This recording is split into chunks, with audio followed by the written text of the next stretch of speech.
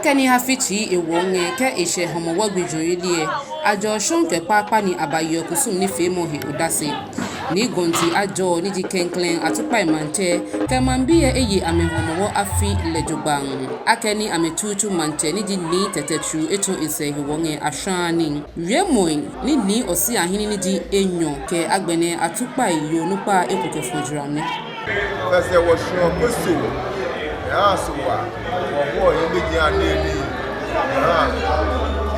when you do or doing what you are when you na aneli or when you live at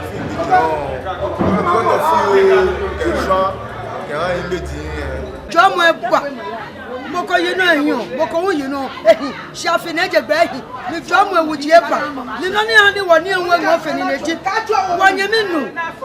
wanyeminu lot kome e ha she afen she abelekelu kamuchu she afen she abelekelu kamuchu e wa ho nebo manye she afen she na mi she ni ko ti she ani ele hu Atukpai mancha she hu la ho ni yenyima wo ke na ma wo na kaya akama edamu am ka ko en shi ko na to na cha Neshwele na kpato fo awon aso ni manfa so na enwo fe wode ni gonti ajo ni jikenkle ni edi Atukpai mante wo gan lo menfe anga koni amewa oblahin ke oblaye siti ya wake wa mo Gadangme fe woni fe masa si ni ji ni ka Gadangme ko ba fe ni nyamade fe wo mi awo in the TV stations, radio stations, Wakawa, Wakama, the Bawana.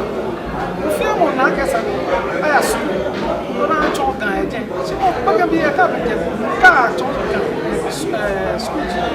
and you are, she will get care about the media, the head of Yam, care about Shirava TV, care about I read your uncle, I follow that. She won't go out, she won't investment. The media, when I go at TV station, look at it, no many have it. So, what the line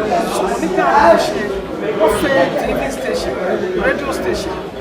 Jay, when you don't want to want their machine, the machine, look at your one year more sweater. Oh, now, if you're going to go, you have to check me. Can you move by? Can you move by? Oh, my nephew. I mean, I'm not talking about machine. You're not going to okay, Joyce, I saw me on my okay, Joyce, and the Emo Tanata, never saw. Amone eshegan akrowa eni amebagba kun ke ha Homowo afi gbijoyedie